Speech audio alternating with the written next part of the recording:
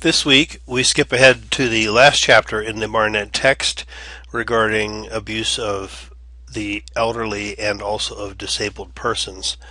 Um, Not really sure why it is I organized it this way, but it just felt as though um, it made more sense to move into the areas of abuse of other family members, other special populations in families, rather than kind of going into looking at the dynamics of perpetrators and other special issues that this course is going to cover. And so we skip ahead to the last chapter. This particular presentation also is in two parts. In the first part, we're really looking at issues regarding laying the foundation for understanding the abuse of the elderly and the disabled. Looking at, particularly in regards to the issue of the abuse of adults, there's some historical data information given in this text, which is just worth noting as we move forward into this topic, and that is that it wasn't really until the 1980s when violence against the elderly population had begun to receive increased attention and consideration in social services and legal circles. The National Center on Adult Abuse was established in 1981 and I believe became one of the centers for collecting information and data regarding this particular problem. By the end of that decade, most states had enacted some form of mandatory reporting laws when it came to elder abuse. And at this time, elder abuse is seen as a social problem in the United States, not a quirk in human relationships, but rather something that does need to be addressed in our society. Of course, elders are treated differently around the world, as you probably know from your studies in sociology or anthropology. Many cultures, in fact, revere their elders and give them very special status.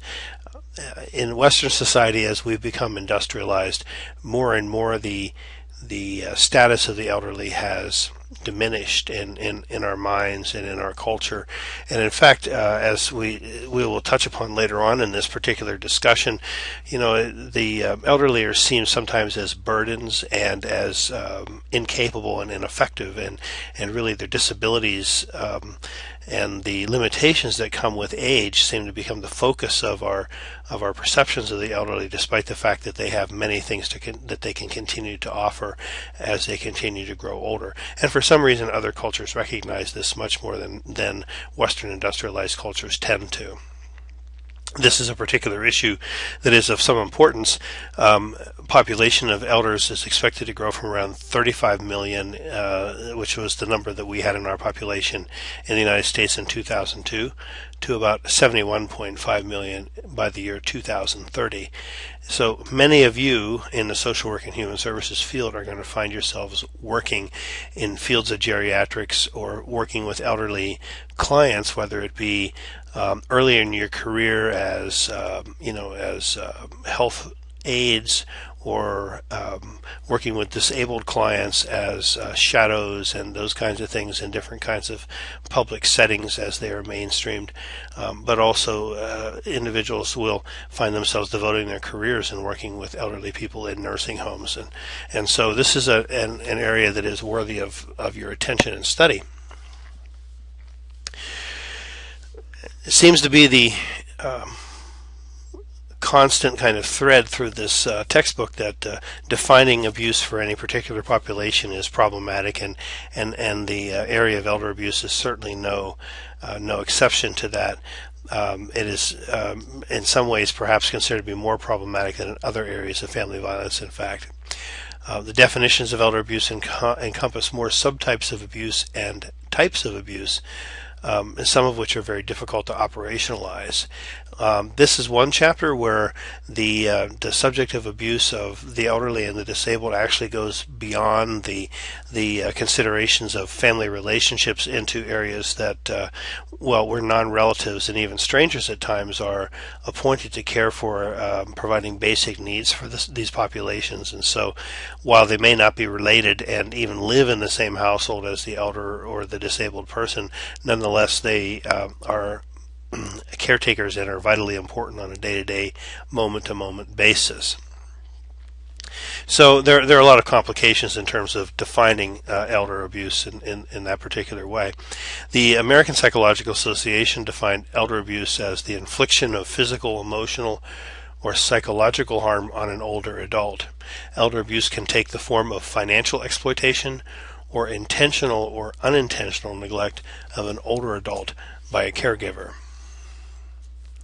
There are different types of abuse that this text looks at in terms of the treatment of the elderly population. The first one being the emotional and psychological area. This includes things like verbal assaults and threats, intimidation, humiliation, harassment, isolating the individual socially, and so on. This is only a partial list. There are even more areas in the text if you refer to this section in this chapter. As far as physical abuse, hitting, beating, pushing, shaking, slapping, placing the elder in physical restraints that are unnecessary, force feeding the elder, those types of things. Financial abuse is an area that we haven't really spoken about much in other chapters when we're looking at family violence, and in particular, this is the abuse of such powers as an individual might get as an elderly person becomes more frail physically and cognitively. And so oftentimes individuals are appointed adult guardians for this population. And again, this also includes disabled children and adults. And the person who is responsible for that individual legally then is given what's called a power of attorney, which basically gives them control over many, if not all, aspects of the life of the elder person. So it's easy for that to be abused with undue influence and gaining control of property, the bank accounts, checks, and so on. And we'll touch on this a little later on, but this is an area that is somewhat unique to this particular population, and is one that an individual working with elderly persons needs to be aware of. Sexual abuse is another area of the elderly person: molestation, penetration, intercourse.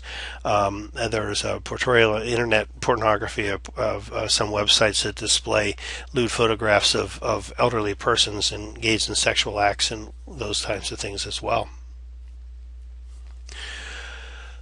Neglect is one of the more common areas when we talk about elder abuse. This is the failure of the provider, the caregiver, to provide food, water, clothing, shelter, medicine, safety, comfort, those types of basic needs that an individual requires in order to exist on a day-to-day basis when they're dependent upon another person.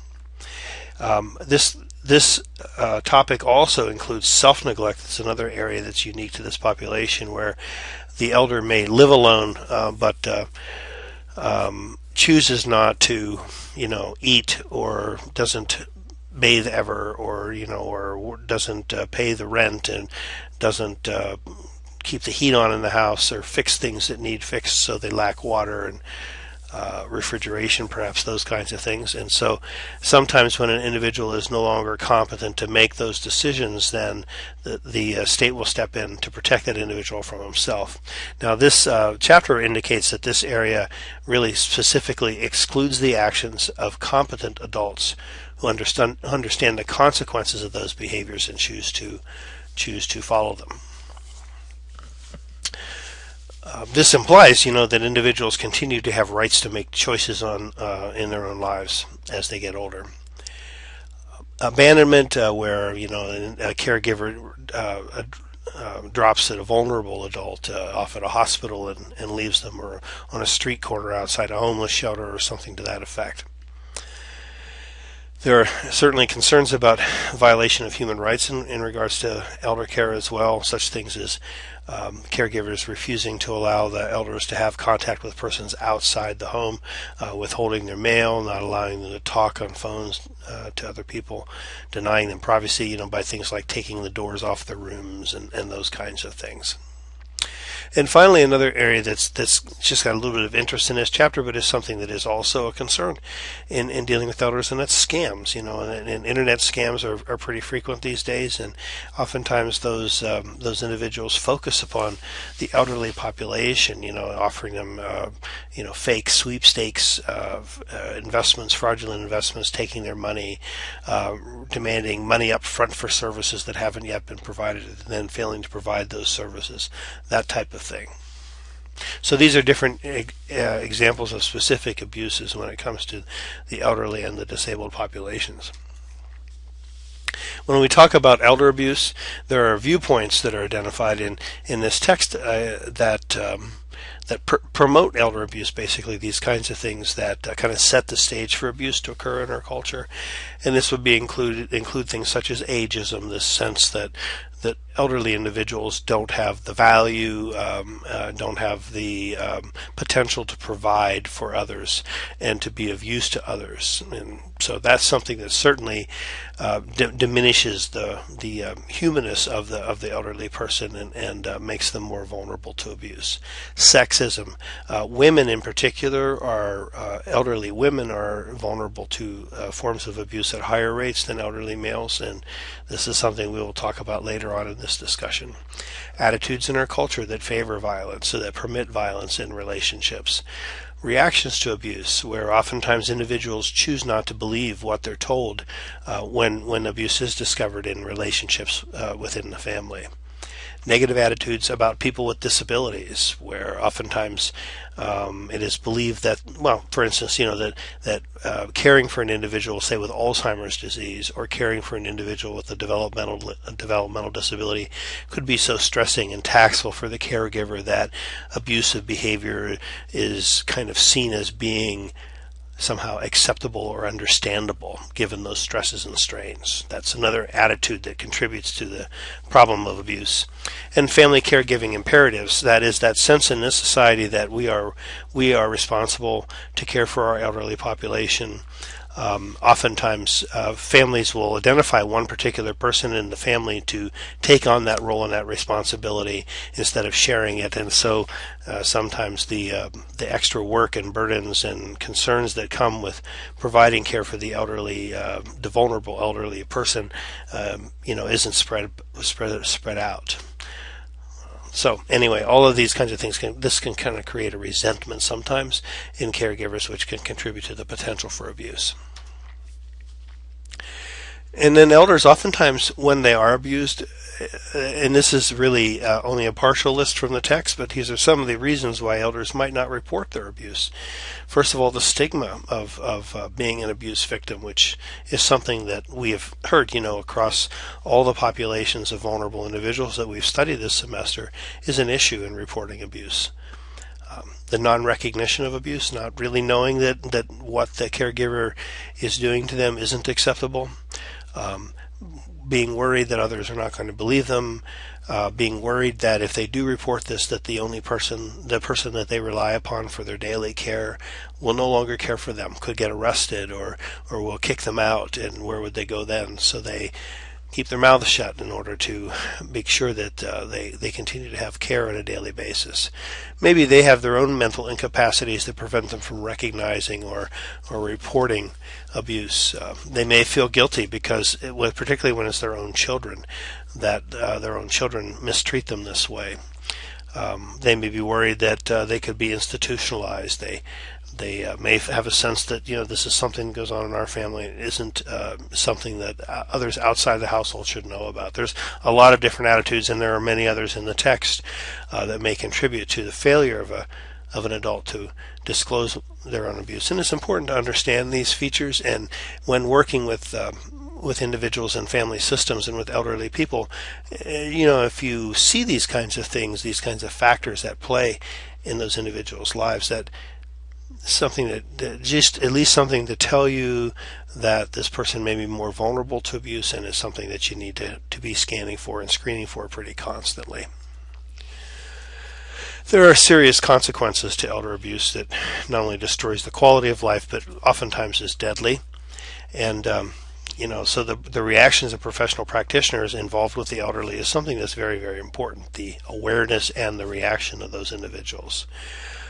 Individuals working for social service agencies, whether it be mental health centers or in-home caregiving services or hospitals and hospital social service departments, those kinds of things, are oftentimes the referral source for concerns about elder abuse. And those referrals generally go to what is known as adult protective services in every state. And these are the persons, this is the agency that usually does the investigations, which is very similar to the kinds of investigations we have talked about with child abuse and neglect. But what's very different about this is if you look at the resources for adult protective services is much, much more restricted than it is for child protective services.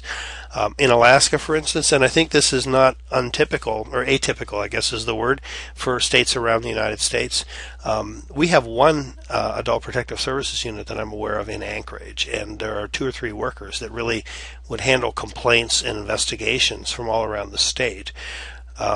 They don't have the capacity necessarily to respond immediately to complaints, and so they will use community resources such as law enforcement or senior services, senior service agencies and those kinds of things, home caregiver agencies, to maybe conduct some investigations or make contacts on their behalf with individuals who are alleged to be victims and things. And they may not ever see their clients. They may just kind of intervene and from a case management perspective. But when it becomes necessary, I think, for an individual to be removed from a family member and have a legal control and guardianship that individual exerted or changed, adult protective services may often be the agency, at least that conducts the investigation that facilitates that occurring. It isn't uncommon for the seniors to refuse the services of the adult protective services. One study indicated something like 16% of seniors refused the services of APS, despite the fact that abuse may be substantiated. The individuals, the victims, chose not to accept the services offered by the adult protective services. It's very difficult to pin down specific characteristics of elders who have been abused, ages. There's just a lack of consensus about which population is more vulnerable. I believe we read somewhere in this particular chapter that the older the individual gets, the less likely they are to be the subject of abuse. And yet certainly as they grow older, there's a vulnerability that with each advancing year, perhaps it didn't exist earlier. Most of the victims are female, whether the victim is a parent or a spouse. In other words, whether being abused by one's own children or by one's spouse, you're more likely as an elder, if you're an elder abuse victim, more likely to be female than male.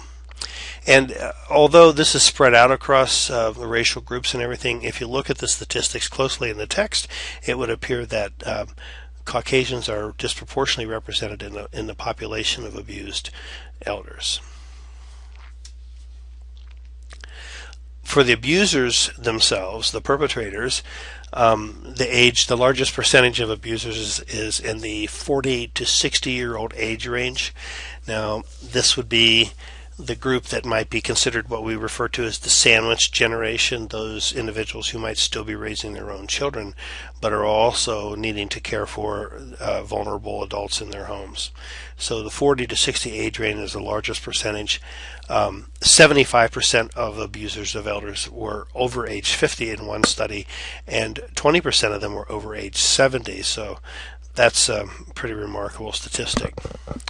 The abusers are equally divided among the sexes, but what you will see is that among the adult children, at least, who abuse their own parents, physically abuse their own parents, the gender of the and or who abuse their intimate partners who are elders, the gender of the abuser is most often male. But when you look at neglect, you'll see that daughters are more neglectful, more often the perpetrator than sons. Daughters are likely to be the ones who are responsible for the day-to-day care. Again, when you think about the roles of men and women in families, and so to a certain extent, it doesn't surprise me to see women being the larger group in terms of neglect of elders, because they're the ones who are required to provide the daily care of all vulnerable individuals in the family, needy individuals, more or less. So while abusers are equally divided between the genders, you can see where there is a sort of a gender-specific kinds of assignments to each type of problem. And also, abusers are equally divided between adult children and intimate partners.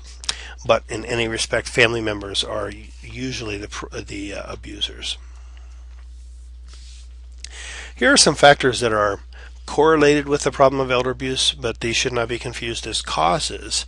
But these are things that you often see in family situations and individuals' lives that are associated closely with elder abuse: and social isolation, being married in your older years. You're more likely to be abused than if you were not. Being a female, substance abuse being in the picture, either with the abuser or the elder themselves. This is also something that lends itself to, is a correlate at least, that we tend to see frequently in these situations.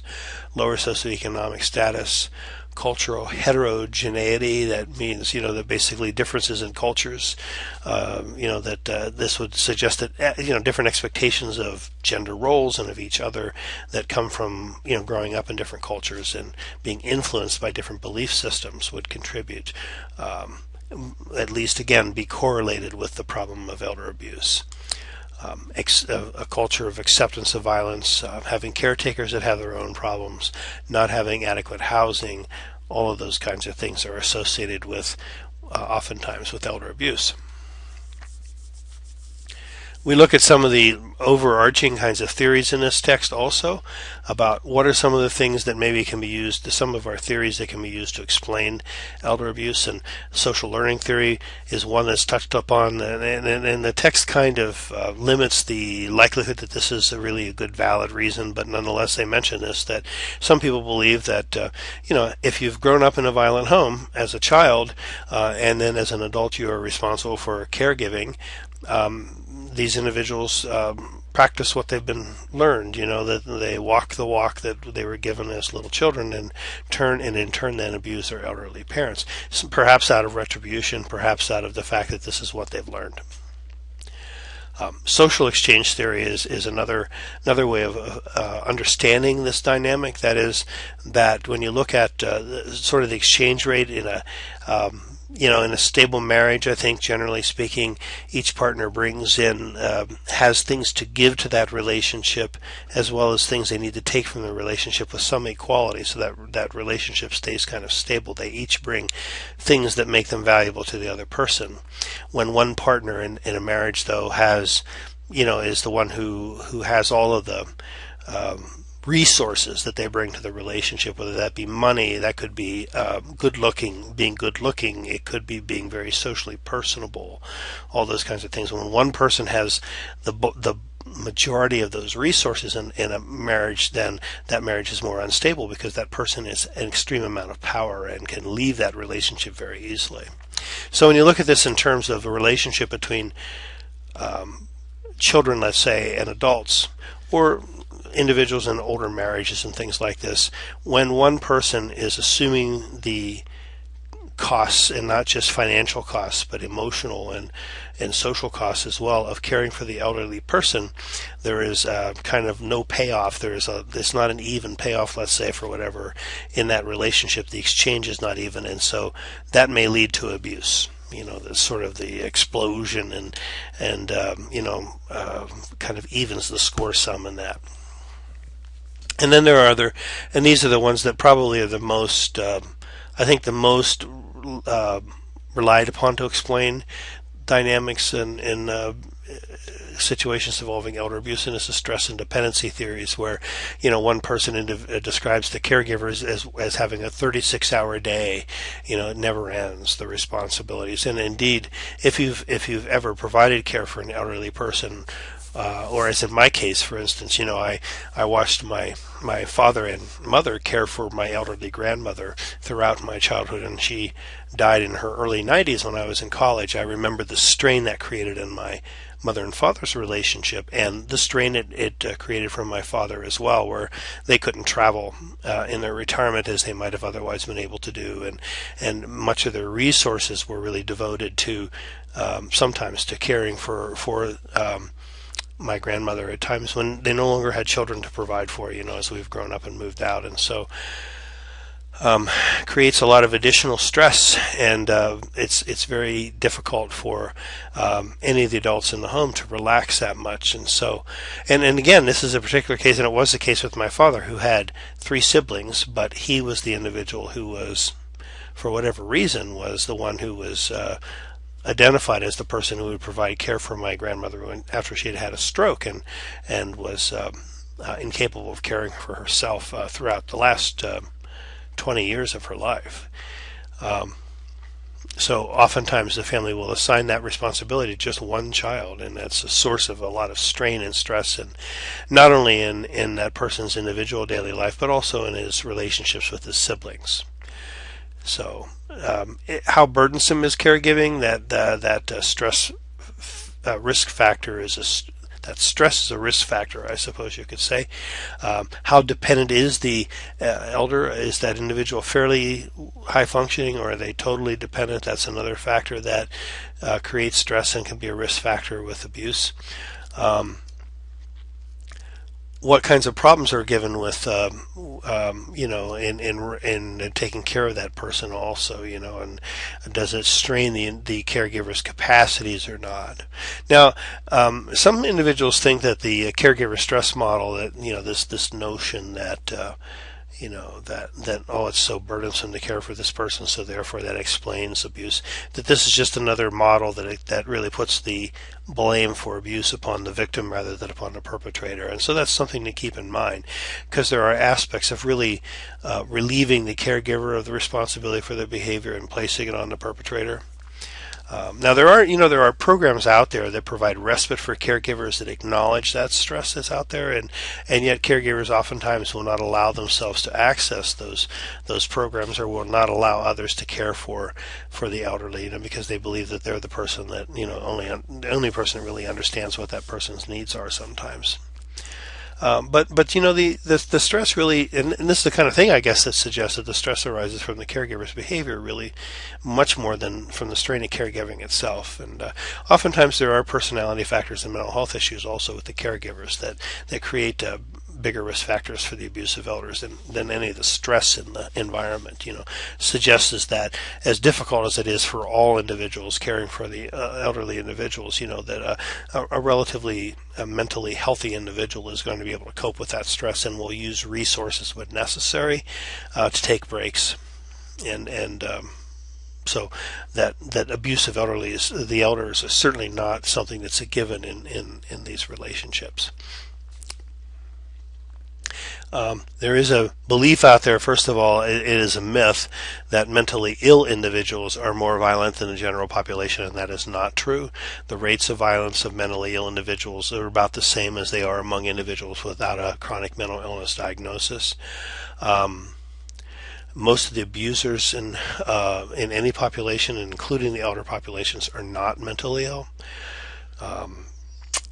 Certainly the substance abuse by a mentally ill individual increases the risk of assault by that individual, but again, that has less to do with the mental illness and more to do with the substance abuse, perhaps. Elder abusers oftentimes have high rates of criminality, separate and apart from any of their behaviors with the elder. And also there are some studies that suggest that elderly individuals who were abused as children or traumatized in other ways may be being victims in their interpersonal relationships as younger adults. These individuals are more vulnerable to abuse themselves later in their own lives for different reasons.